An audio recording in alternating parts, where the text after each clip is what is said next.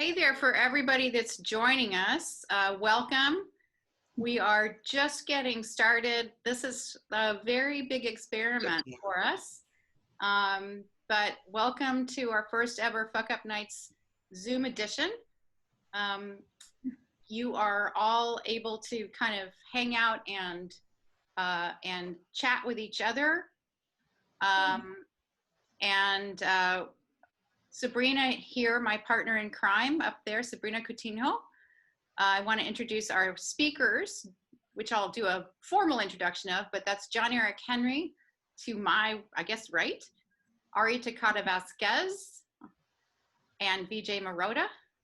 And then we have from our Port Kitchen Marketplace, Simone. And the rest of you are all here to visit with us. So we're excited to have you. And I don't know if anybody got the cocktail recipes, but I hope you're taking advantage of a little happy hour beverage. And we'll just get started here pretty soon. So for right now, Sabrina, are we going to have people just text or speak with each other or visit? Yeah, if you guys can put on this chat, where did you guys like listen about Fuck-Up Nights? Are you guys, did you get to know it from the port, or you know one of the speakers? Just let's interact a little bit on this chat as people arrive. That would be a good idea.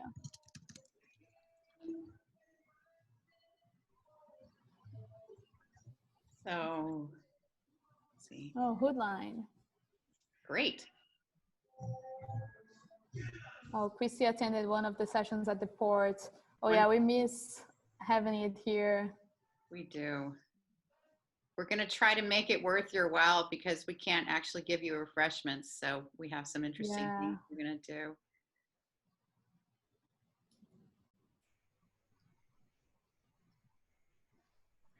do. Hey, Simone, are you guys on Uber Eats or DoorDash yet or anything like that?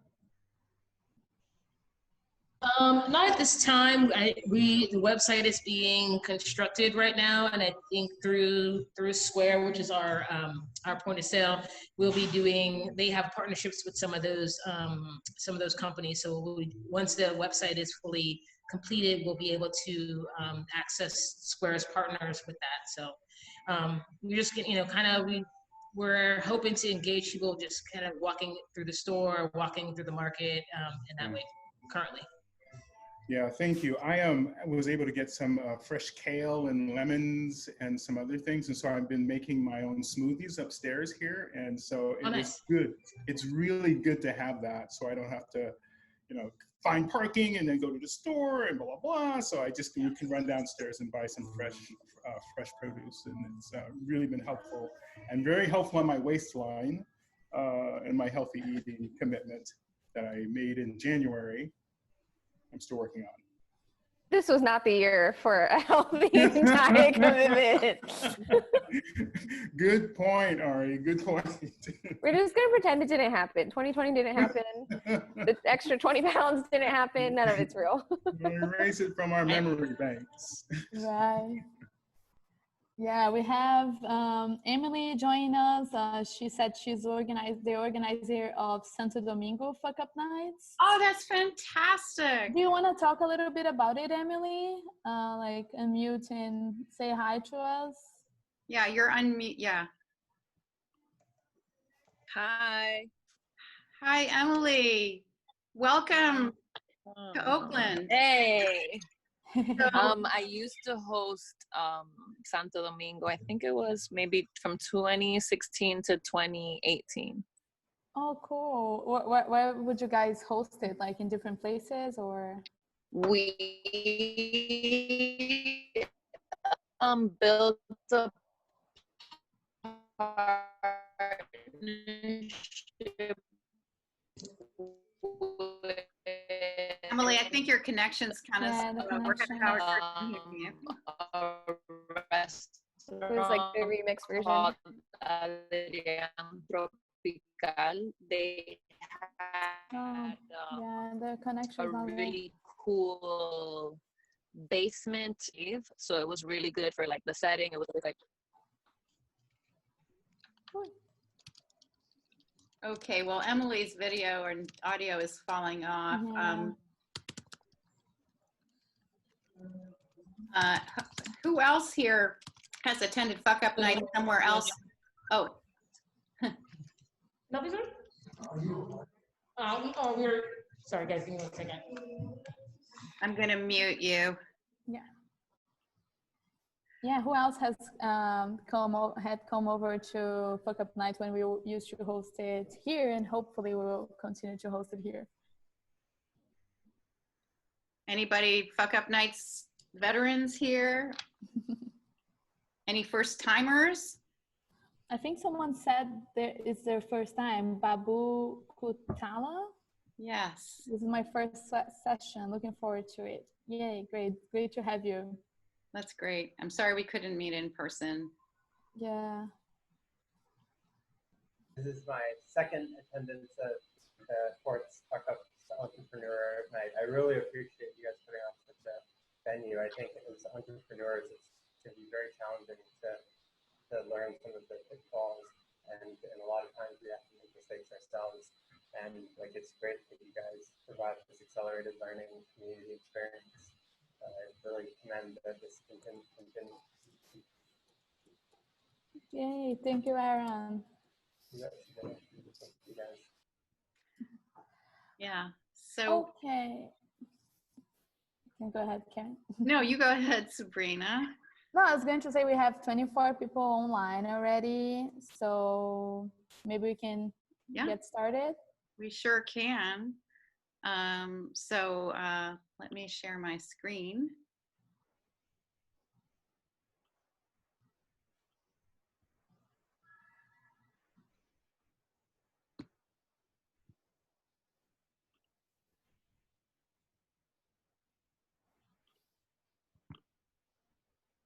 So if everybody can see here, again, welcome to Fuck Up Nights. We're so glad to have you here.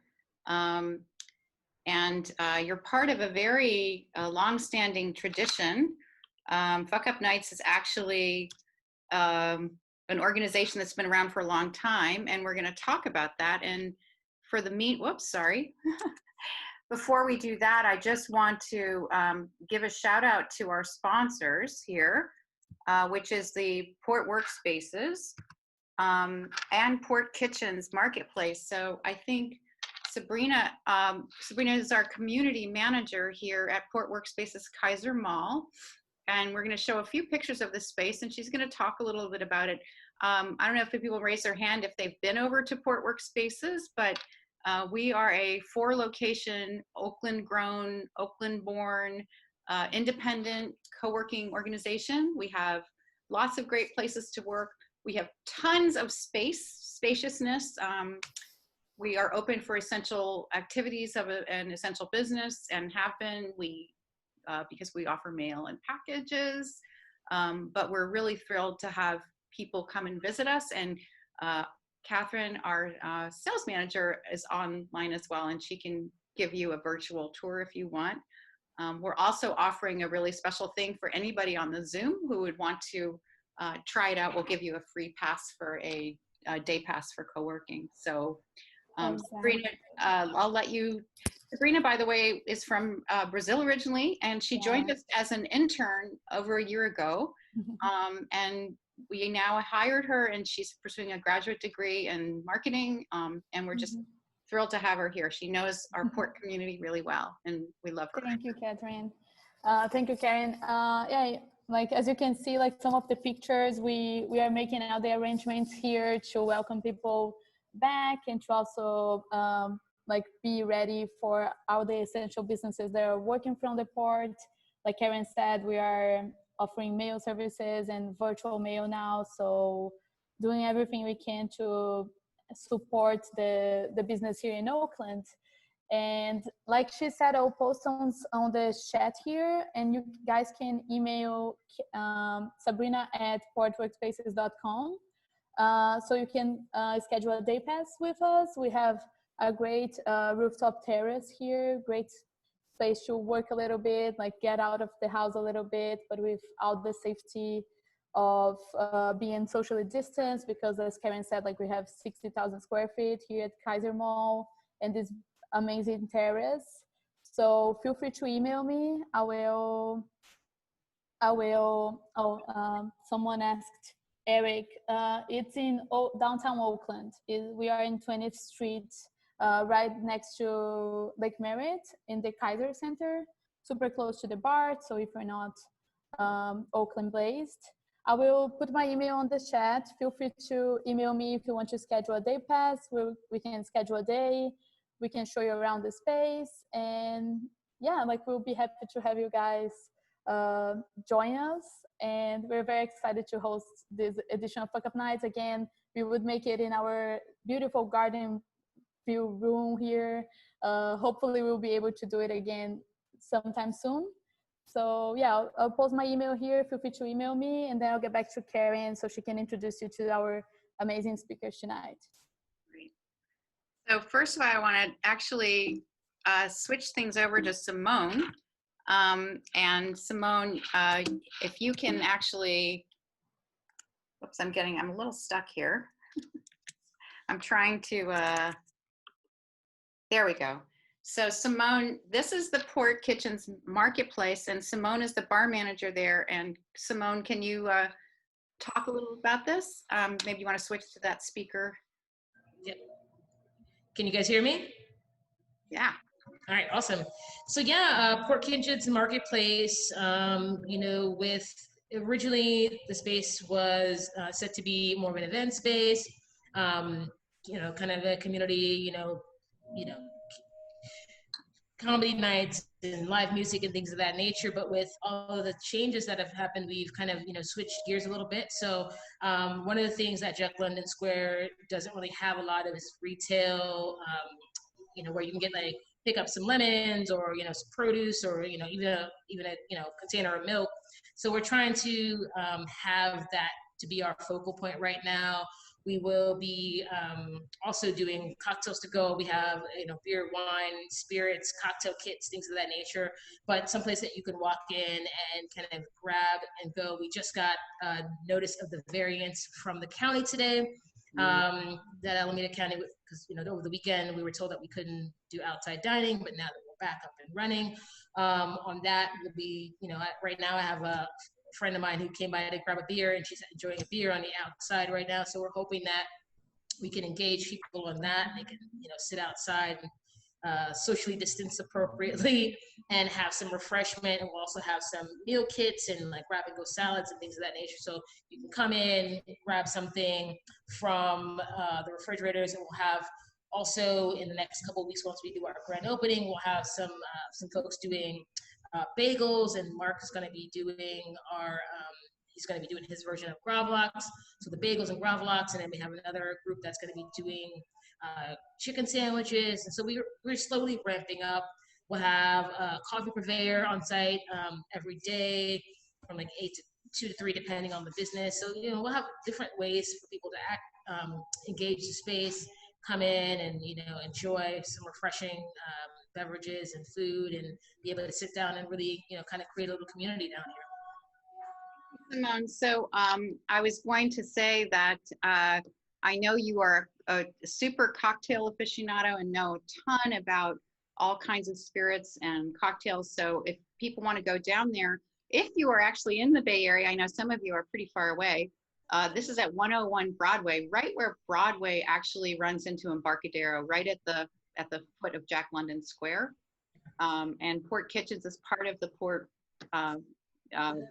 the Port community, and there's also a commercial kitchen at the Kaiser Mall space. So thank you for that. Thank you for being a sponsor. Simone, I've heard that there's some specials that you're doing a promotion right now. Yeah, we got a few things. For our members, for people that are on the Zoom call, did I hear? Exactly. So we do have a couple of things that we were able to get just because of our relationships with some of the vendors. We were able to get at like super duper discounts. Like we're offering the Deep Eddy vodka. We have a couple different flavor varieties, and it's a liter bottle we're offering at $19.99. Those typically retail for about $30. We're also have our Jack Daniel's Jack Pack kits until supplies run out. So it's basically a $7.50 Jack Daniel's with a ginger beer and a bottle of soda, Fury soda water for $19.99. I think that's a super duper deal. So yeah, we've got a few different specials. So if you come in, you know, and as I kind of get in more things, we'll be able to create more discounted specials for those, you know, those folks. But you know, we're gonna, like I said, slowly ramping up. We've got a few things like Slain Irish whiskey. Again, we're not trying to compete with, you know, the Bevmos of the world, but we are trying to offer some more curated items for people to come in. But those people who are participating with the pour, we will always, you know, kind of support and offer some discounts as we move along throughout the, you know, just for the members as well. So I thank you, Simone. I think we're going to move on, but I think that in summary, there's a donated bottle of Slane Irish whiskey. Yeah, so Slane is an Irish whiskey that's made by Brown Forman. Brown Forman owns Jack Daniel's. They own Herradura Tequila. They own a few different whiskey brands, and so yeah, we were able to offer one of those. As I think you guys are doing a raffle tonight, if I'm not mistaken. We'll go with all the people after the event, and then there's also, I believe, a 40% or $40, 10% off any purchase of $40 at the marketplace. Exactly. So thank you so much for that, Simone. And if you guys are in town, please do come visit. So I want to kind of just give more people a chance if there's any more networking or questions you want to ask before we get started. Sabrina, if you want to see if anybody's got anything in the chat that they want to talk about or share. We're going to mute everybody but the speakers. I don't think so. I don't think, but if anyone wants to make any final questions before we get started, we of course will have a Q&A in the end as well, but yeah, I think we can get started. So if you want to mute everybody but our speakers, we're going to get started. So Fuckup Nights, you are part of a global movement. If this is new for you, Fuckup Nights started actually with some, I think they were graduate students from Mexico City who were busy working and trying to figure out how to kind of get going. They were involved in a startup world. They were involved in innovative business stuff. And they were just sick of people constantly talking about their successes, that every meeting you went to, it was as if your life had been a series of brilliant successes, when in fact, we all know that we learn from failure. So this became an amazing kind of thing that caught on, is now in over 304 cities in 80 countries around the world. I think it's actually 90 now. And in fact, I checked in this week, right, actually, I think today and tomorrow, there are events happening in Switzerland, in Germany, in Spain, and in Mexico. So anywhere you go, there's Fuckup Nights. And I think it's super exciting, and I've been very happy to be involved with Fuckup Nights. So without further ado, we're going to bring up our first speaker, John Eric Henry. And John Eric, I think, whoops, trying to advance the slide here. He's a man that needs no introduction. No introduction. There you are. So, John Eric, we'll turn over the speaker slot to you and let you talk, and I'm going to let you introduce yourself. So if you could. I have just really a short introduction. Put this in presentation mode, and you guys will let me know when you can see this in presentation mode. We want to all good. John Eric, too. Okay, great. All right, so a little bit about me. I am a serial entrepreneur, and it's almost like being a serial killer, but it's a serial entrepreneur, which means that I have several businesses that I run. One of the businesses is in healthcare and big data. The other one is in events, and the third one is in drones, and we'll sort of talk about that if we have time this evening. So currently, I'm very proud to be the founder and CEO of Pinnacle Festivals. It's been a lifelong thing for me doing events. I was the guy in high school setting up the bonfire and the trips to Disneyland and those kinds of things. And so I decided that in 2012, I'd actually start festivals as a business. What was I thinking? I should have been it's probably easier for me to drink hot poison than to do that. But certainly I started the business in 2012 and had a lot of success around that. So in 2015, that's when things started to really take off for Pinnacle festivals. You know, you see some pictures that are really teeny on that'll pop up here, but this is a picture of Oakland Pride, sort of the main stage. Me and my company were involved in that part. There's me at Oakland First Fridays. I'm explaining something very important to the volunteers who really don't care. And then here's Oakland First Fridays again. We had fire dancers at Oakland First Fridays for the first time. Unfortunately, it was the same night as a ghost ship fire, and people who were trying to make the connection between the two. And so we had a lot of media stuff to do in the background there. This is me in the sending, who knows who this is, sending Sheila E. and Pete Escovedo, our local sort of talent. You can see in the background there, there's the main stage. And I'm getting her into the limousine. She has to get that one last photo going, you know, like a true queen that she is. So that's me about 10 pounds heavier. And then one of the particular events that I'm really proud of was bringing In Vogue back to Oakland.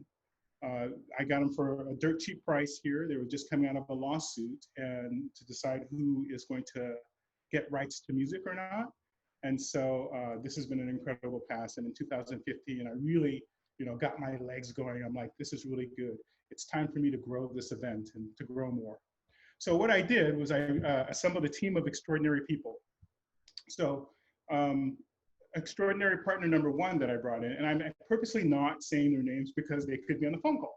So, and I don't want to embarrass anybody. I don't want anybody to slug me while I'm trying to get in my car this evening. But extraordinary partner number one, we'll refer to her as that. She was really great in marketing and sponsorships. She had brought in millions of dollars in the Bay Area for events. And so when she decided to join the team, I was really ecstatic about that. And I would not have to sort of find sponsor money and do events, event marketing myself, which are a pain in the butt. Extraordinary partner number two had event experience in the past. She was a project manager for AT&T. So she was, and she's certified with the Project Management Institute, had a whole bunch of experience in project management and event management. She does events herself. And extraordinary partner number three came to us from UPS. And I've known all these people for a while, and she was the drill sergeant. So she was the person on the day that was supposed to make sure the porta potties in the right spot, the dumpsters were in the right spot, and things were to go off without a hitch. So that lining up, you know, one of my premier events is the Autumn Lights Festival, the first year and the second year of the Autumn Lights Festival. It's really a two-day event that takes place at Lake Merritt. It's the jewel of Lake Merritt. The city of Oakland is very proud of this event, and so am I. You can see that it's family friendly. There's kids that are learning about growth and plants and trees at night. It's a magical event. People really have a good time. It sells out very quickly. And you can actually sort of see the line around the corner when the event takes place. They have, you know, we have silent disco. I apologize, the train is gonna pass here shortly. We have water features that take place. And, you know, our previous mayor, Jean Kwan, always came to all of my events. And at one point, the governor came to the event as well. So it really is a jewel of Oakland, and it is my premier event. So with my team of extraordinary folks, I thought we are ready for the Autumn Lights Festival, and here we go. So of course, what possibly could go wrong in our lives when these things take place? All right, extraordinary partner, I'm gonna start with number two. So my project management person. So somewhere around 9 p.m. on the first night, I hear that the fire department has arrived at the front gate, and they're looking to speak with me. And so this is not unusual, especially for a nighttime event, but they came with a bullhorn, and they said, ladies and gentlemen, this event is officially closed. And so you gotta realize that the event is full, people are having a great time, and it turns out that my extraordinary partner number two did not pay the fee and was not communicating with the fire department, so they were gonna teach me a lesson. And so after my spirit left my body there for about 10 minutes, and after I came back, I just got into action mode and decided what to do. So I came to a compromise. We really sort of had some folks that made emergency exit signs and got us up to code for the event itself. And I allowed the fire department to fine me $8,604 for my misstep there by having an extraordinary partner take over that piece of work. Extraordinary partner number 3, and we'll save the best one for last. Extraordinary partner number 3. On the second night, and this is a, if you've been to the Autumn Lights Festival, we like our alcohol, especially at night. It makes the night more magical. Karen is just nodding her head there in a way that makes sense for sure. So she had the job of, day of execution and logistics. Part of the logistics was food and beverage stock. And so as we're drinking crowd, I get a call on the radio from the volunteer saying, John, we are completely out of alcohol. And the event had just started, like within an hour. And so that was a big deal. That was a huge misstep. And so I went to my extraordinary partner number 3. I said, what happened? And now I could smell weed coming. So much so I had to have her change her whole outfit so that the event goers would smell weed. And she says, I don't know what happened. I counted it this morning as if kegs of beer walked away in the middle of the night. And now we had no alcohol. So, I sprang into action again. So I had my accountant, who walks with a cane, elderly woman, go to Bevmo here at Jack London Square. And I made a phone call to Bevmo. This is a guy's named Jason. He's one of the managers. And I said, hey, Jason, Helga, which is her name, I could use her real name. Helga is on her way to pick up some alcohol. And I said, what do you have in inventory? He says, well, I have 5 kegs and I have 14 half kegs. I said, I'll take them all. So, $6,000 later, and I had alcohol back at the event. And unfortunately, the next day, we found all the alcohol that was missing. It was just there as plain as a nose in your face. And that was a big misstep on our part. Thirdly, part of my extraordinary partner number 1, she was designed to sort of get sponsorships, as I mentioned. The interesting thing about her, she had really connections to Mini Cooper, of Concord, and she had connections to Sprint. And she just, as part of getting paid for that event, I took some part of sponsorship to get paid for that event. She didn't do it. She didn't have time. Her kids were running wild. She told me that we had dollars and cents that we didn't have dollars and cents. So essentially, we have no sponsor money to do this event. And so the event organizer saying, all right, how do we do in sponsor money later on that evening? Like, yeah, we don't have any. So, that 2015 was all dependent on ticket sales. And so we really, thank God, ticket sales were great. But, it's estimated that I lost really about $6,000 in sponsor money that we could have taken into the organization. So this was probably the most expensive event that I've ever did in my entire life. Costly, out of my pocket. So what did I learn? What did I do differently? So, I have here in Orange that selecting business partners is more than just what meets the eye. So it's more than just, these folks that I selected were tried and true and tested. They were leaders within their own right, but it just goes more to than what's on paper, essentially. One of the things I had to gauge in myself is that why was I really sort of bringing on partners? What did I want them to do? Did I really want them to be partners? Did I really secretly want them to be staff to help me out? Or was it a mixture of both? So I learned that I had to get clear in my mind, in my head, about what that looks like in terms of growing and bringing on partners. And then, when bringing on partners, I struggled a little bit about what the contribution should be. I know that they couldn't pay into the business, but is there such thing as sweat equity? Could they bring in their ability? Were they really going to become a coach or a buddy? So really, I had to get clear in my mind. This is what I would do differently. I get clear in my mind on why I would bring in partners and what their contribution to the organization would be. Sorry for the train. You can tell it's commute time around Jack London Square. And another thing I do differently too is I can continue to gauge that level of commitment. I went into this sort of set and forget it. I've got my partners and here we go, and here we are on the premier event. And now I would certainly do that differently. Dig deeper into the partnership contributions and what their expectations are and really what their motivations are. Why are they there? Are they, is there an alignment of what that looks like? Or am I on one train and they're on another train, so to speak, going down this path differently? Keep checking that shared vision because people change, right? So I've, been in many situations where I'm like, yeah, I'm gonna go do that. And then in like 2 or 3 weeks, I'm like, yeah, I don't wanna do that at all. And so I continue to sort of stumble back and forth, trying to think about where my place is and how I can contribute, and I just don't do good work. And so I didn't continue to check on that shared vision and check on the health and welfare and the spirituality of my partners, which I should have. And then really sort of give the partners a time, it's that forming, norming thing, give the partners enough time to grow and to learn to work together as a team. And, don't launch them into the first, like, I have this big event, let's go do this. And the team hasn't really sort of come forward as a team yet. Give them time to sort of understand where they want to be and where they are in the world.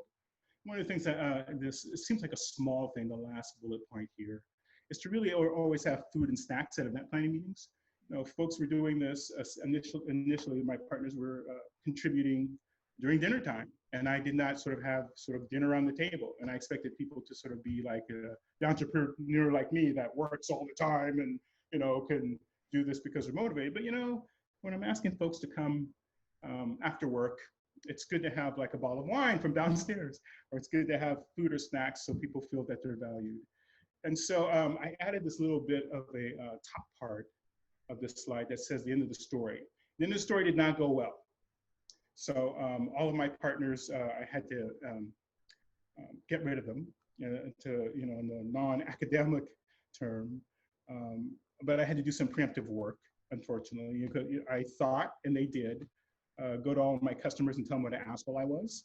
But I had went to my customers, my valued customers first, and I said, look, I have to make some staffing changes, and it's going to be painful. Just know that I'm with you, but you're going to hear some things, and just know that I'm with you. And so they did. They went to all my customers and told them I was an asshole.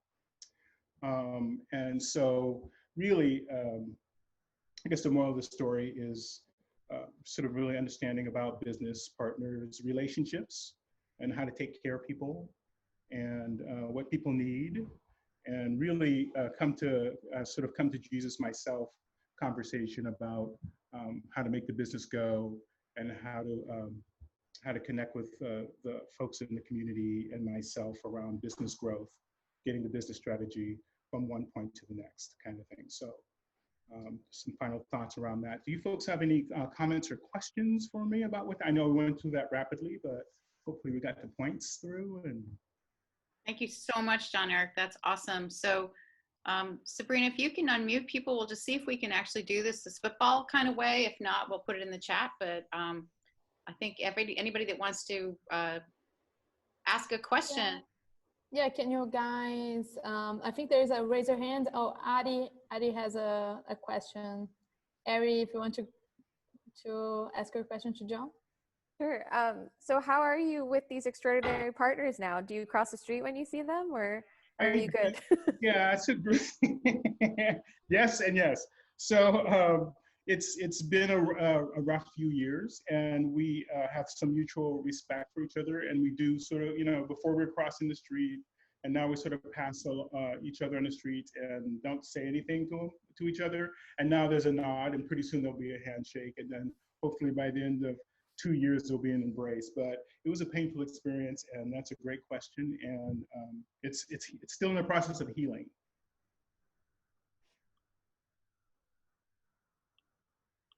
So Babu asked, how do you manage the fear of failure, John? Yeah, that comes up for me a lot. The two things come up for me a lot is the failure thing and the success thing, because what happens when you're successful? Where do I go from here? What do I do? What's the next turn? Is there another business should I start, or what, that kind of thing. So, I have a really good close-knit friends that are around me that are incredibly supportive and say that you can do this. My parents, my dad is still my hero kind of thing, that's egging me on and this kind of thing. And most importantly, since I don't have my dad in my circle around me all the time, it really is the idea of going through a sort of meditative process and a contemplative process and scheduling that in. It can't happen by accident. I actually have to take care of some of my own spiritual and psychological needs as well. And that is actually scheduled in. Thank God for the iWatch. It helps me to manage that and schedule that in as a regular basis. Another one. Do you know now recognize signs available then that any of these partners might not have worked out? That came from Don Maslow. Yeah, I did, and you're right, Don. There is a hunch. There is sort of that feeling about, wow, is that really done or not? No, I'm going to trust my partners. He or she says it's done kind of thing. But, there's a trust your gut thing is what you're aiming at, Don. And you're absolutely right. So none of this should have been a surprise to me. It was just me sort of being overconfident in the winning extraordinary team that I had, even though that little voice was saying, "Oh, maybe you should call the fire department because you haven't heard from them." And, but yeah, I heard that was under control. And so you're right. So listening to that internal sort of dialogue without being, I'm a little bit of a control freak anyway. So I'm like, okay, you're just control freaking. So just leave it alone. They're going to do, that kind of thing. But you're right. So just sort of double checking. I didn't want to check on my partners in that way because I didn't want to feel like I was micromanaging them.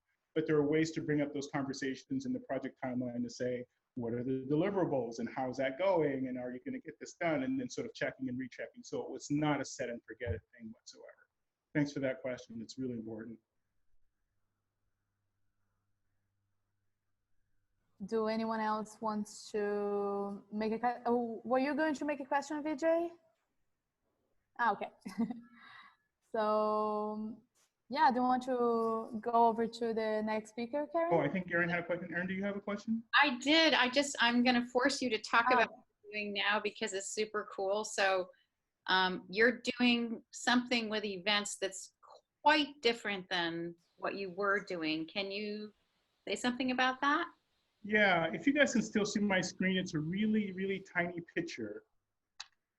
But what you're, yeah, can you see that okay? It's kind of frozen. Yes. Oh yeah, it's video. So what I do now is really, I'm working on swarm drones and the light drones that you see in the sky that, swarm at the same time and they dance and things like that. And so there's really just 5 companies in the world that do this, and I'm one of the companies that does it because it's so hard. I mean, it's like FAA stuff to go through, and people are mean about it. And there's all, I have partners now there's true partners that are international, so I could be up at 2 o'clock in the morning and talking to Russia, and 3 o'clock in the morning and talking to China in order to because they make some of the, they evolve drones for me, and they do some work there. So we're looking for a really good launch here for that product, and I'm over at Jack London now, looking at satellites this evening to see one of the ways that the drones sort of do their work is to navigate themselves in 3D space. And so Jack London is a good way to do that. And then I'm going to give a shameless plug out for the Port workspaces in their product lab. And so I moved there for this. I brought up this picture because you can probably see in the background, it's a little teeny picture, but it has, I'm actually at the product lab now, and you can see some drones that are on the wall here at various stages of development, that I'm building and designing. And the Port product lab, I moved to that space for a while, and then Sal and Weldon and Kyle and the rest of the folks that are there were very supportive of my work. They lend themselves to making me, having me fail and succeed in various ways there, but there's tools, there's soldering stuff. So I want to mention that because, we're going around the holidays and a lot of people don't have a lot of money, but if you're thinking about making something creatively with your hands that you can give to your loved ones during the holidays, please connect with the product lab. There's a great group of folks that are always willing to help out, and they've helped me tremendously. And so I just wanted to give those guys a shout out because it was, I couldn't have done it without being in the Port workspace and the lab space there. There's no way for me to do this. I was not going to solder drones on my kitchen table kind of thing. So thanks to that team, by the way. Thank you so much. Big shout out and thank you to John Eric Henry, who's quite a mensch and an interesting guy, and hope people here that are in town will get to see him at some point. I'm going to move on to our next speaker. Let's see. So our next speaker is Ari Takata Vasquez, who I had the pleasure of meeting and seeing speak at Creative Mornings, which if anybody knows about Creative Mornings, it's pretty awesome. And Ari was the last, I think, one of the last sessions that was actually able to be held in person. I think it was March 12th or something, or it was right before shelter in place. So I felt very lucky to be able to attend there, and I'm delighted that Ari's going to be presenting right now. So Sabrina, can you make Ari the presenter? Thank you. Sure, yeah, she's sharing. I will spotlight her for you. And Ari, I'll let you do your own introduction, and I hope you tell about your background because it's so interesting. Oh yeah, it's a winding story. So I'm Ari Takata Vasquez. And I am a entrepreneur, an artist, designer, and I wear a ton of different hats. I'm also the executive director of the Oakland Indie Alliance, which is a group of about 500 small-scale entrepreneurs here in Oakland. And today I'm going to tell you about my very first press piece. But before I do that, I think it makes sense to tell you a little bit more about my story and kind of how I ended up owning a brick and mortar boutique in downtown Oakland. So zoom back to 2014. I think this was, Oakland was starting to see a little bit of a renaissance, but it was still when I would tell people, like my friends in the city in San Francisco, that, I'm opening this great store in Oakland, it's going to be amazing, come out and visit. And they'd be like, is Oakland safe? Like I would still get a lot of attitude about that. And so it was a really different time. And I think it was just starting to get kind of on people's radar as like a place to be where there's lots of creative energy, like good things are happening. And so at that time, I was super excited to tell anyone and everyone that I could about Oakland and how great it was.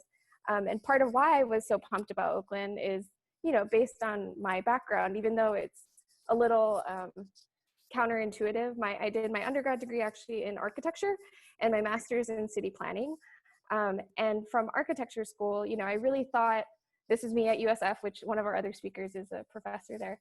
But during my time at architecture school, I really learned quite a bit about community engagement.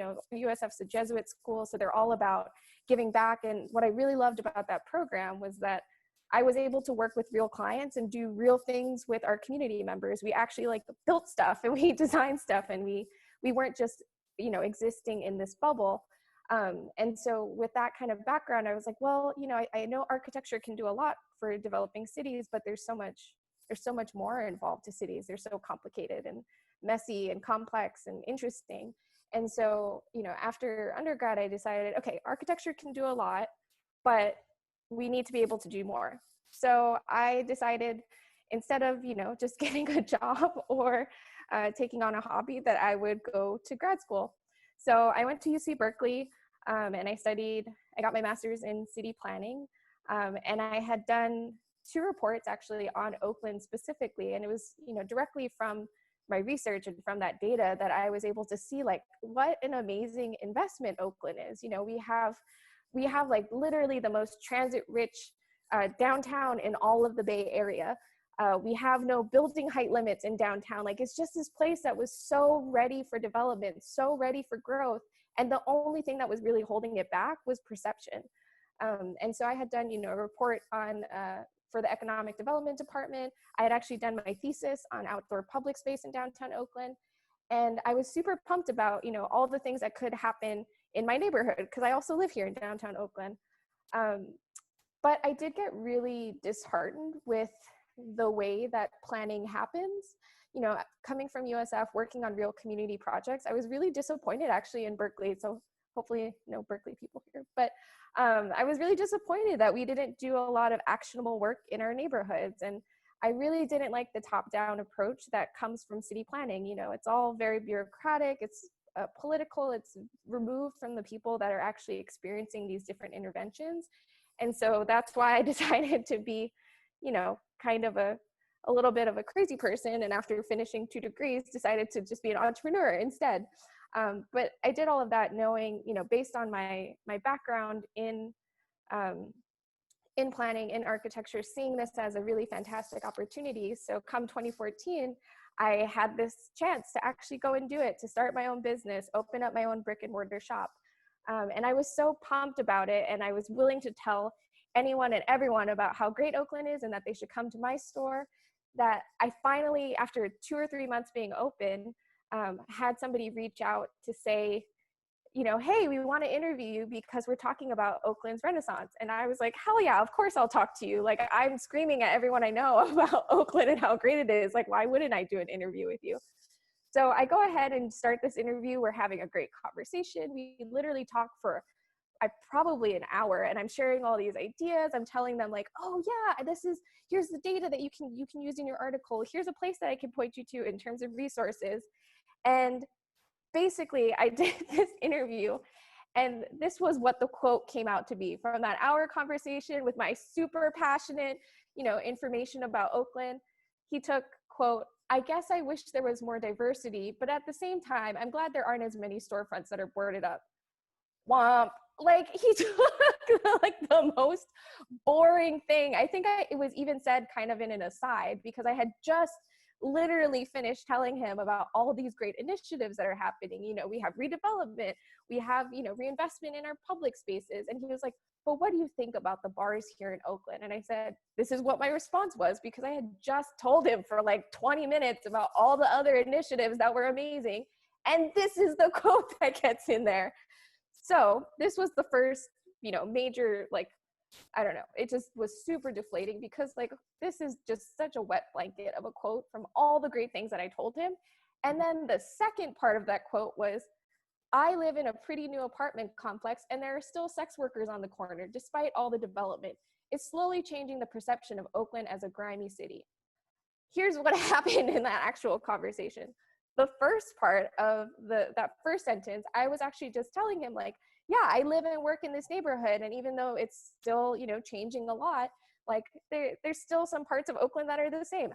I am super pro sex worker. I am super pro ho. Like, I would never talk, like, the fact that I even use the word sex worker tells you that I'm not calling them like prostitutes. Like, I'm actually calling it what it is, right? But he took this like kind of catchy word and decided to put it in because it made a better quote.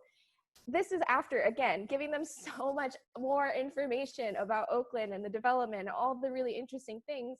But ultimately, what he took away from it was what he thought would probably be the most like edgy or like the most controversial part of what I said. I think I even said this as an aside because it wasn't what we were even talking about.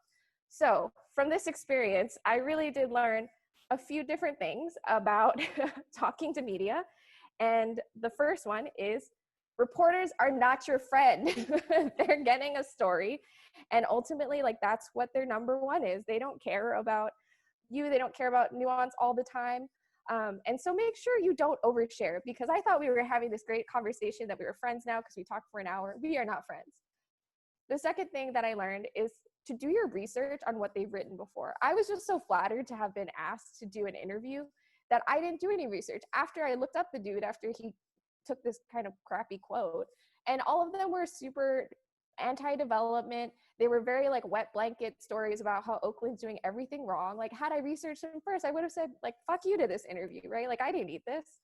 The other thing to ask is like the framing of this story, right? If had he told me that this was about having too many bars in Oakland rather than saying, you know, it's Oakland's development, then I would have probably either not taken the interview or answered a little bit differently. And then this is probably the most important one, is to always ask to review quotes before they're published. You totally have that right as someone who's been interviewed, and you always should, because had I seen this, I would have been like, yo, dude, this is not the meat of our conversation. Like, why would this be the quote that you included? But I'm glad to report that that was my first press piece. And since I have learned my lesson, I have been very careful with reporters, and we've been featured in Oakland Magazine, in Racked, in 7x7, in the San Francisco Chronicle, and a bunch of different places. I've, you know, now learned how to handle the media and have been on like KTVU and, you know, different channels. And so even if you do mess up the first time, the thing to take away from it is that it's better to learn early and often. Had I maybe had this experience a little bit later in my entrepreneurial journey, I probably would have made several more mistakes because it would have been further down the line. So, you know, it's a good thing to learn your lesson as early as possible, and sort of sharpen up your skills. So thank you. Thank you so much, Ari. That's awesome. I want to ask a couple of quick questions because I think, again, there's people here that are not necessarily from Oakland. And can you tell us a little bit about your store, Viscera, and the design work you're doing now? Because you got trained in architecture and city planning, but that's not exactly what you're doing right now. I do, you know, it's so funny. Like, the thing that I'm more visible for is, of course, the store, because it's a brick and mortar location. And there I sell all American made clothing, jewelry, 3D printed jewelry, and apothecary. So all the things kind of for a well curated, like, thoughtful life is how I describe it, and ethical. But I also have a design studio, you know, using my background. So I create like marketing strategies, do interior work. branding, logo, all of that. So I'm still using my design background. And then on the planning side, I am the ED of the Oakland Indie Alliance. So I'm constantly at, council meetings, looking at policy, doing all these different things that are still very much related to city planning. Very cool. I posted a question if anybody else has ever had a bad experience with press before or learned a hard lesson. I think anybody who's gotten any press at all has always been initially very excited, and then there's the nerve-wracking part of trying to open the article and your hands are shaking and you're really wondering what it was that you actually said and how much of an idiot you sounded like. So anyway, that was great to share. Sabrina, are there any other questions that people are asking? Anybody raising their hand? Not right now. Like, do anyone have questions? Raise your hands, unmute your microphone, send it on the chat. Doesn't look like. We'll have a general Q&A at the end too. So as we're thinking about questions for our speakers, you'll have another shot to get their attention at the end. So Ari, thank you.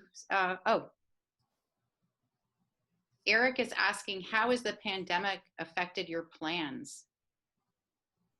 Yeah, I mean, it's been kind of wild. So I was really lucky in that we had finished our first 5-year lease at the end of last year, and I had looked at 2 other spaces, was this close to signing a lease on a place actually in Jack London, just on 3rd Street, but they had chosen to go with the office user instead.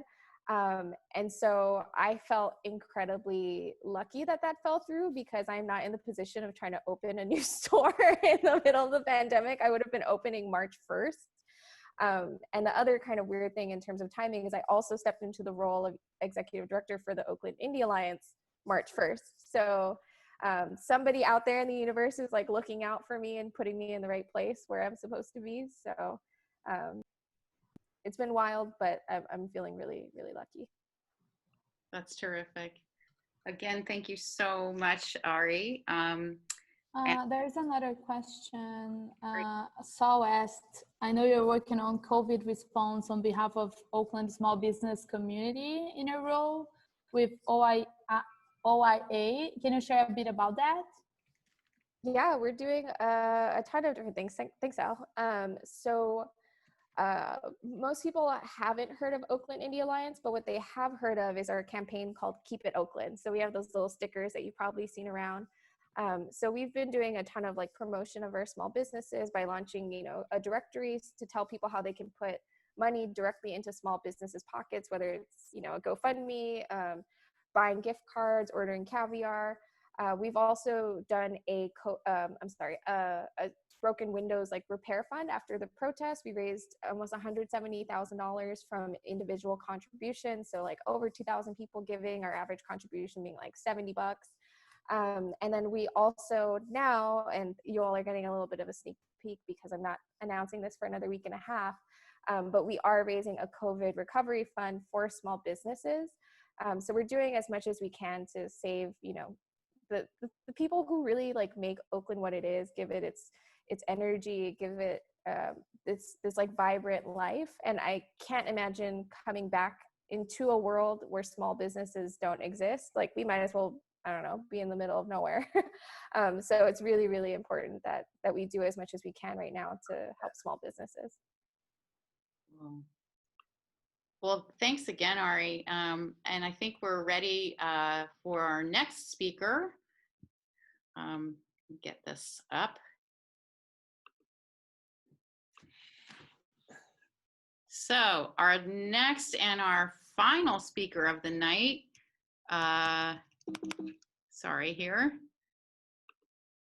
is the famous Vijay Maratha.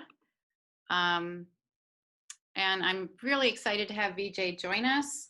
And I think you'll enjoy hearing from him. And at some point, I'll tell you how Vijay and I know each other.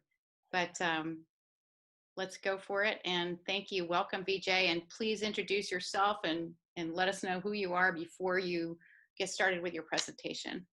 All right.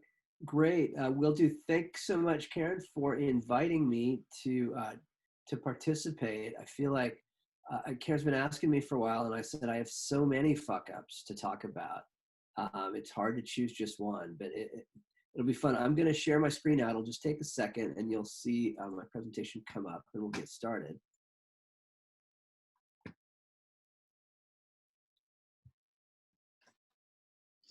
And I think you can see the title now. I said, I thought I had found my calling, but unfortunately nobody called back. And as soon as it sort of expands out to full screen view, we will get going. It's all good. Okay, great. Thanks, Sabrina. So a little bit about me. So my background is I'm technically trained as a scientist. I have a PhD in kind of applied mathematics in the department that's now called Management Science and Engineering. But I spent a good chunk of time working full-time in the tech industry, doing what today we'd call analytics or big data consulting. Back then, we were making it up as we went along and didn't have the words for that. And eventually, in a sort of a blitz of time, we sold our business, and I got a new promotion by the acquiring company. I got engaged and got married. And finally, at the end of all that, I retired to life as a business school professor. And I thought, now I'm going to do as little as possible. I felt that within a couple of years, I'd be a world-class slacker. And in hindsight, that was really arrogant because slackers have been working on their craft and their skills and honing their abilities their entire life. And to think that I could show up out of the blue and compete at a high level was just ridiculous. But I tried. I tried to, get involved with Burning Man. I've been doing public storytelling. I started a family. But I still was very compelled to work and to work hard. And in 2011, I had a sense that I had discovered my calling. And my calling, as I thought, I was teaching at the University of San Francisco where I still work. And my goal at that time was to create and lead a world-class graduate program in business analytics. Today, there are 200 programs like this around the world, but at that time, it was still relatively new.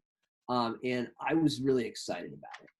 I thought this is a way I could leverage the experience that I'd had working in the industry as well as training as a scientist to really create valuable links for the students, for the university, with the business community, and that I could transform students into grown-up, ready-to-go professionals, and that would be a legacy that I could be proud of. This, I felt, was really my calling. And I knew, and I've thought about this a lot, and here's some of the things I knew in 2011. I knew I'd been a successful entrepreneur. I was new to USF, but I'd already taken on a leadership role running our executive program. I was excited about collaborating across the university with friends in computer science and mathematics and economics in an environment where people don't walk across campus very often. I was a really likable person, I thought, and I worked well with others, and I had a real strong vision for where my students could go and what they could become. And I knew a lot about this field of business and analytics because I'd worked in it both as an academic and an industry. I had a strong personal network to tap into, and I understood what made the professional successful. And I'd studied the prototype program, the first program of this kind, very closely. My daughter just snuck in on me. No idea. If you guys see what she just did and it was something bad, don't tell me. I'd studied this prototype program, the first of its kind, really closely, and I'd spoken at length with its director. I spent a week out there visiting, and I'd cultivated a funding source for program development from a wealthy software vendor. So these were all things that I was this is where I was starting in August of 2011 as our school year started. The things I did during that school year is I promoted my vision to the provost, who, for those that aren't in the university world, is our academic chief operating officer. And I put myself forth. I said, I need to be the leader of this program. I'm the right person to lead this program. I pulled together people from across campus. I built an advisory board. I wrote a grant proposal and ultimately got $500,000 worth of funding to do this. So that's all on surface. Seems great. Here's some other things I did. First and foremost, I kind of had a vision that I was pushing on the other faculty members that I'd brought to the table. I didn't know them and I didn't bother to get to understand them. And as they voiced concerns or voiced a different point of view, I didn't listen very well. I was so confident in what I was doing that I really overestimated the strength of what I knew and the strength of the allies that had agreed to support me within the university. And the world of business analytics and data science was changing very fast then and continues to change very fast ever since. And maybe I held on too long to an outdated view of what was important and what was significant in that world. But more than anything else, what I refused to do was to bow down to a senior alpha male professor. And that, all of these things were part of my undoing. So here's what happened. The senior alpha male professor, and I'm going to go with John Eric's approach, who shall remain nameless, aggressively undermined everything I did. He was very, very experienced with the politics of the institution and was very, very sharp-elbowed. And he really, his goal, I think, was to let me go far enough to get my grant and then to seize control over the whole thing. And in the process, he attacked my competency and my character and my sense, my credibility internally. And he handpicked his own program leader, whose great strength was the fact that he was willing to bow down to the senior alpha male professor. And this was a really difficult year. It's a hard thing to sum up into one slide, but in the end, I walked away from the $500,000 grant. I told the funder that I can't accept this because I can't commit to you what I put in the proposal is actually going to happen. I walked away completely from the program with a lot of anger and frustration, and I fell into a pretty deep personal depression. I had a tenured position at the university, but I very nearly resigned and made a career change. And 9 years later, there's kind of a lot of lessons. I've only spent the last 8.5 years thinking about these things. So there's a lot of lessons that I've taken away, and I'd like to share a couple of them with you. The first one is really understand the people that you're working with. These were not my people. The technical folks had a really different view of the world. They looked at it as technology and not people, or not the marriage of people and technology. And that kind of isn't how I see it, wasn't how I see it. And I wasn't part of the leadership cult, and they really looked at me as a wolf sneaking in as an outsider, somebody who was an interloper and didn't belong there. And interestingly, none of those people are at the university any longer. They too, their techniques kind of only lasted so long. But that was my first lesson. Pick the people that you work with really carefully and make sure that you understand them and that they understand and value you. Secondly, I had far too many blind spots. I had maybe an outdated view of what this field was, but the biggest blind spots I had were really that I didn't take the time to understand the people and the personalities that I was trying to engage as partners. I didn't understand the institutional norms and processes. I put process in quotes because there's really a lack of process that was intentional by the people that were in control so that they could simply manipulate things to their advantage. But I didn't also understand myself well enough. I was asserting myself as the leader of this program, but I didn't have the interest in doing what a leader needs to do in a political environment like this one. And, and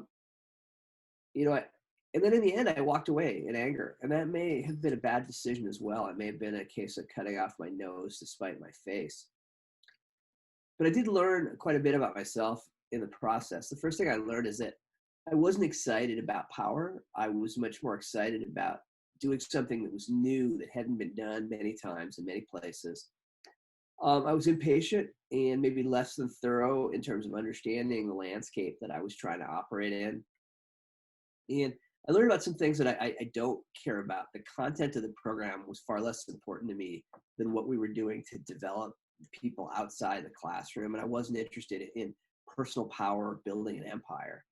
And I've been thinking about all this stuff a lot lately because I'm now 9 years later in the process of starting another brand new, first of its kind, innovative graduate program. And I've been trying to figure out how to go forward to kind of dwell on the deficiencies that were revealed by the previous process, and to try to correct some of them, but also to double down on some of the things that I do well and that I do naturally. So I really appreciate this opportunity to kind of get all this out of my head and into my slides and to share it with you guys tonight. And I'm happy to open it up to questions for either me or John Eric or for Ari. Thank you so much, Vijay. I think one of the things that about Fuckup Nights that I love so much is how exciting and how brave it is for people to be vulnerable about failure, and how much you can learn from it when people are generous enough like you are to share really what are some very personal things. So thank you so much for that, VJ. Let's open it up to questions. I see Don. He has a question. Do you feel any lasting damage in personal relationships or with the institution? That's for VJ. Yeah, definitely. In terms of my trust in the institution and my belief in its values, there was a lot of damage. There's no accident. It's taken 9 years for me to try to do something like this again. And there's some people that were involved in that process who I wouldn't, to John Eric's response earlier, I would cross the street to avoid having to pass by.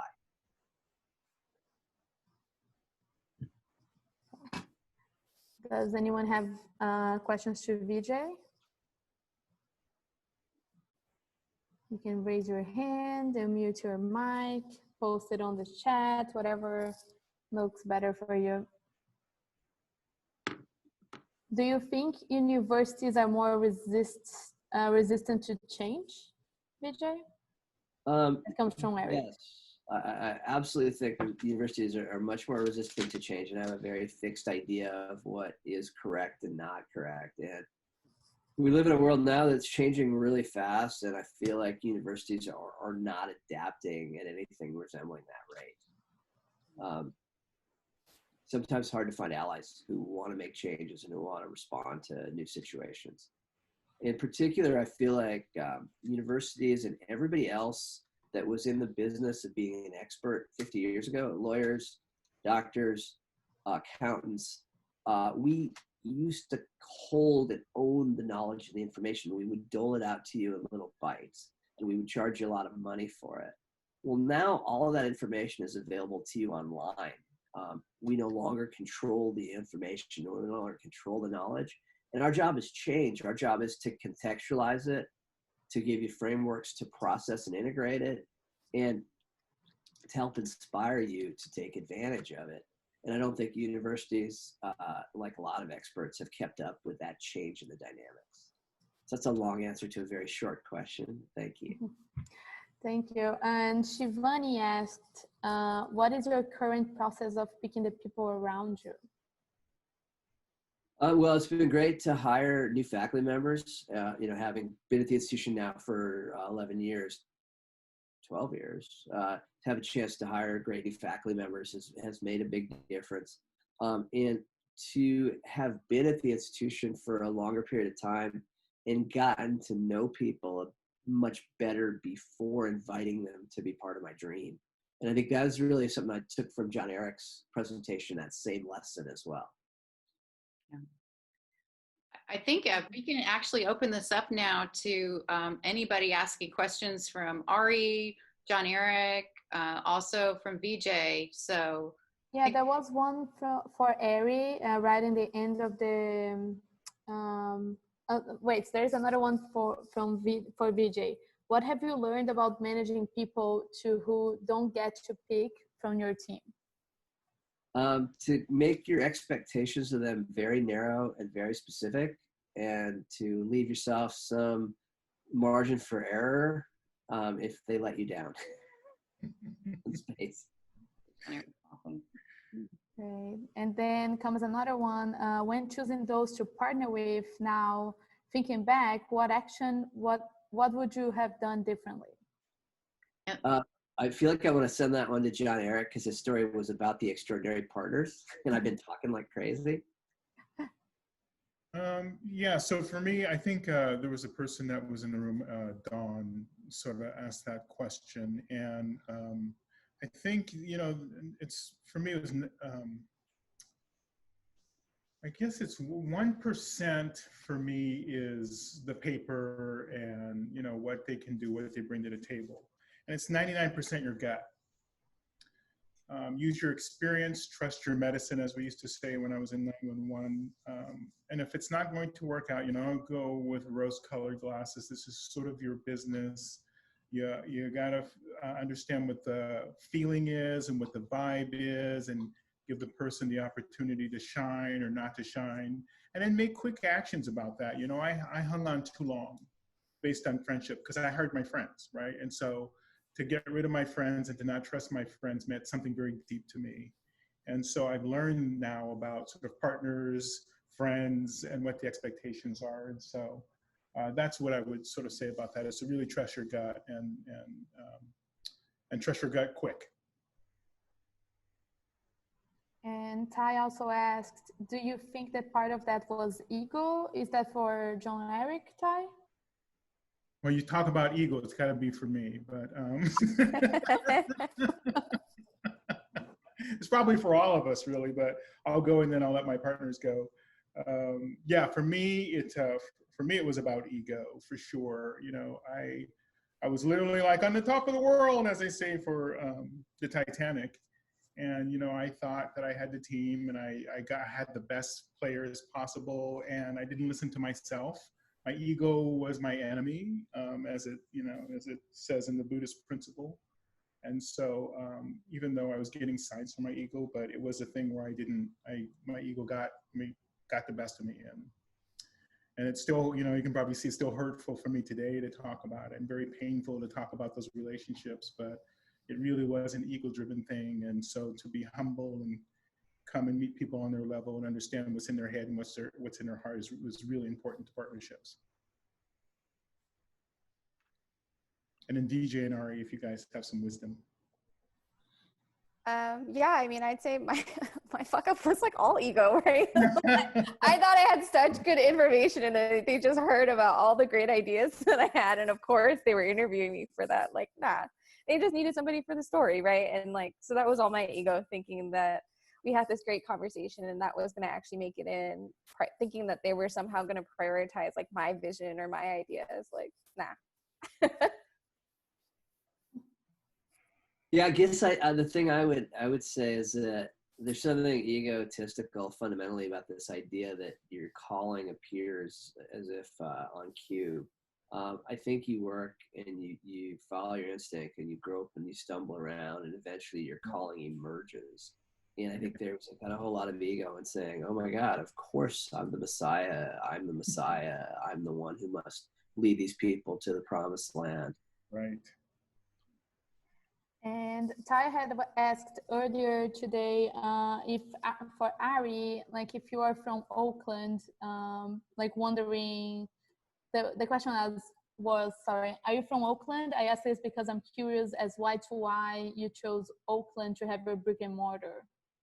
No, I'm actually not from Oakland. I'm originally from Hawaii, which is a weird place and very different than I think most people's idea of Hawaii is. Like, I grew up there. I moved to San Francisco when I was 17, been in the East Bay now for like 8-9 years, something like that. But the thing, and I guess I'll talk more about like why I chose to move to Oakland in the first place, and then why I chose to open a business here. But coming from Hawaii, which is like one of the very, very few places in America that doesn't have the same like racial hierarchy as other places. So racism does exist in Hawaii, but it's just very different.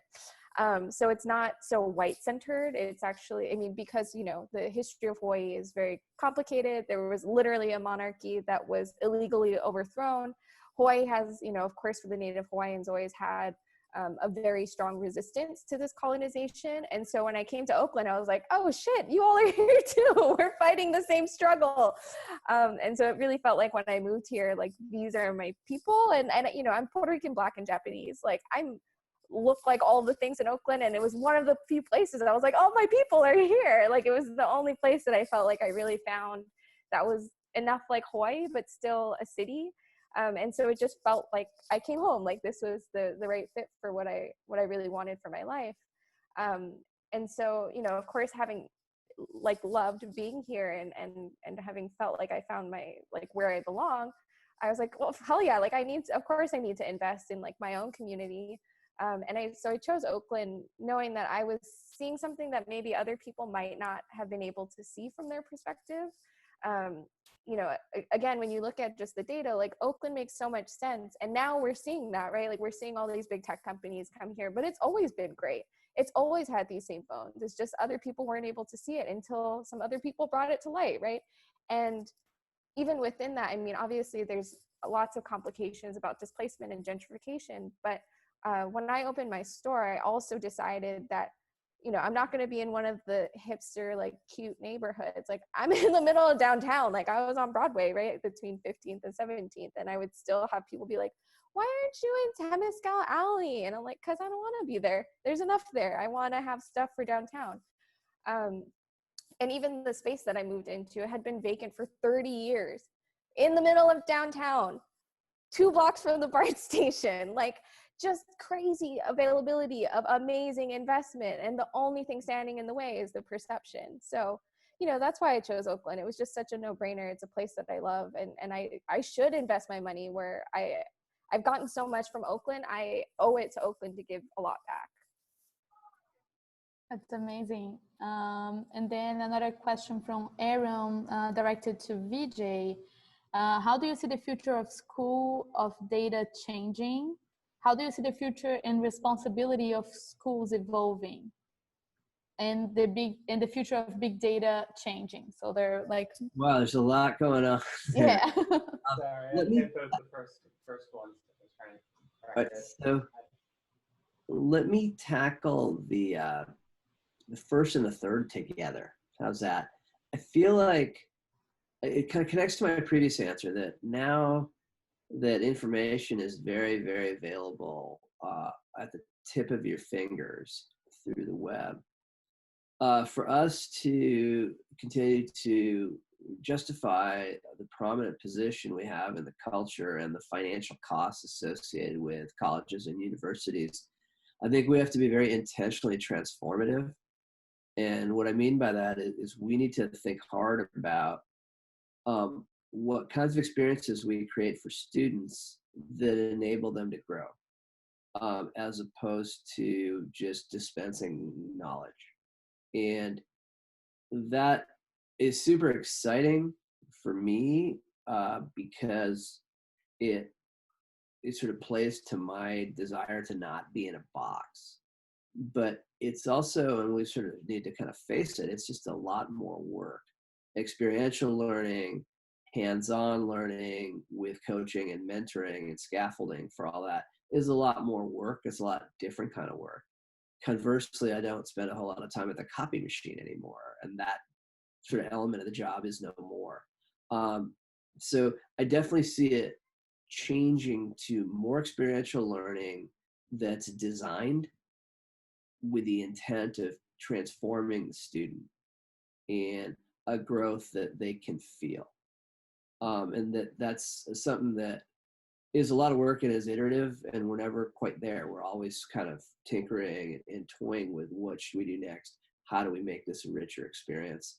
What are the mistakes we made last time around, and how do we improve on them? Thanks. and then Don directed the same big data question to John. Eric.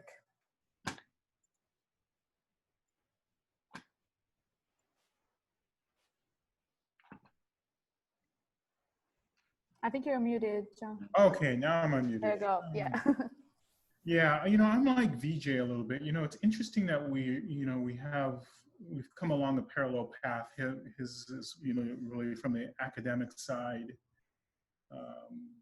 and me from the sort of analytics side that sort of was self-taught along the way, and working on big data contracts now with the County of Alameda. Whew, that's a hard one. I'm dealing with a lot with healthcare data now, which has gone from 0 to 600 because of COVID, and the hospitals and the clinics and the clinicians really want to understand a lot about contact tracing, who has what, where have they been, and where are they likely to go. There's some artificial intelligence side of that and prediction. I'm worried about that in several different levels in terms of the consents and the data sharing agreement and what's being tossed around, kind of thing, willy-nilly versus what's being tossed around officially, and sort of who owns that data. So I am kind of a wait and see to see what happens, by in the meantime sort of helping folks protect consumer data, especially healthcare data that can be used for bad, sometimes more than can be used for good. But the direction of that's heading is in a scary thing, in a scary way, because, you know, I can definitely see, and I talk to clients about this in a big conversation today with Alameda County Public Health about what can be shared, you know, how do we share people's data without infringing on their rights? And these are very difficult questions, you know, and when do we revoke data? And who has a right to revoke data? And then what about Apple? And what about Google that has data that, you know, we really haven't sort of consented to and all that other stuff?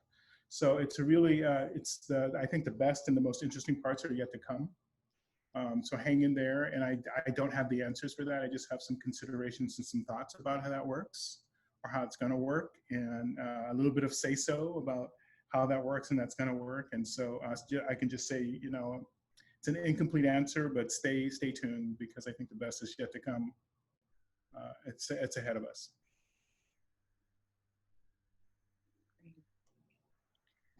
So we'll probably take a few more questions from the team. If people want to go ahead and turn their camera on, or if they want to turn unmute themselves, we can do a group photo. It'd be kind of fun to have a group photo if you so are willing. Yes. Sabrina's going to take care of our group photo. So thanks. Yeah, so whoever wants to open their cameras, we can do wait a minute. Anyone else joining the photo? Okay, I see more people joining. Okay, smile. Yay, great. Thank you, guys. I really appreciate that there's a sound. We have to do Yeah, right? the one more screen over, because I think not everybody was in this one. Or Okay, let's go. That's another one. okay, I see some people that are still not showing their screen, but that's okay. We know you haven't showered. Okay, 1, 2, 3. Yay. Yay, great. Thanks, guys. Is smell-o-vision here? Is that it? You guys are great. So I want Thank you. everybody so much for participating in our first Fuckup Nights. I have to say that I'm typically an in-person person, and I'm very comfortable when I have a room of people and I can relate to the energy there. And I was so nervous about this, about the technology, about how it would work together with everyone. And I think I'm so happy, and I'm so proud of our speakers for showing up, sharing their vulnerability. I have to thank a lot of my team for helping out. Thanks Sabrina for co-hosting with me and for taking care of a lot of my technological nervousness. For Catherine and also for Charmy for the promotional work they've done, and for everyone that's here and is going to support Fuckup Nights. I don't know if our next one will be in person or not. I hope it will be.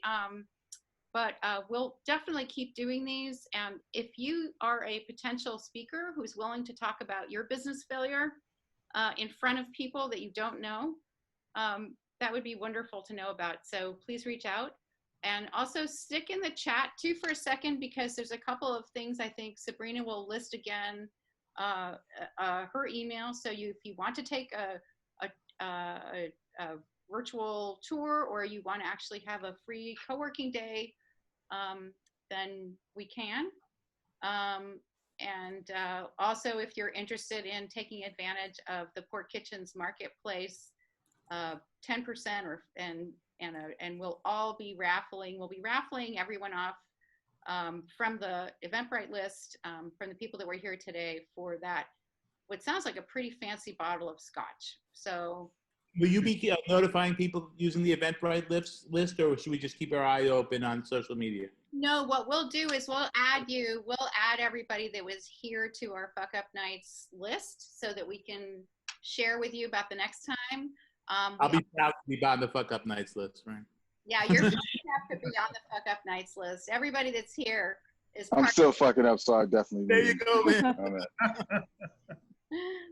So, And then I just posted my email on the chat. So if you guys want to email me to schedule a day pass here at the port, I'll be happy to show you around. And yeah, to welcome you guys here, to the ones who haven't been here yet. yeah.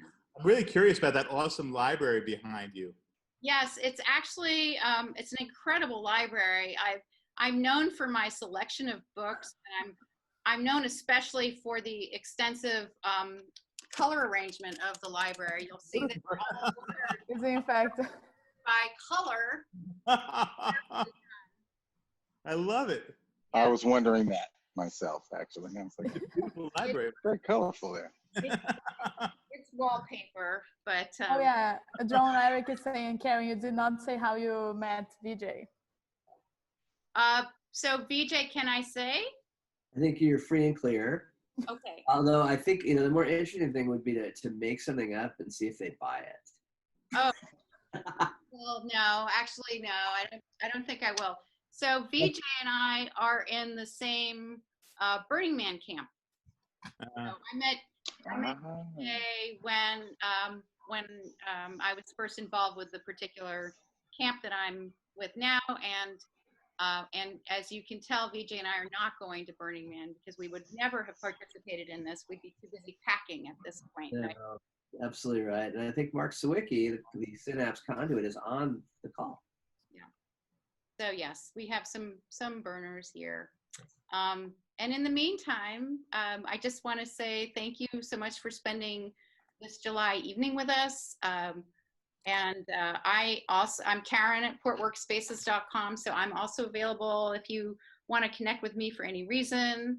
But we'll send a little note out to everybody on the Eventbrite too.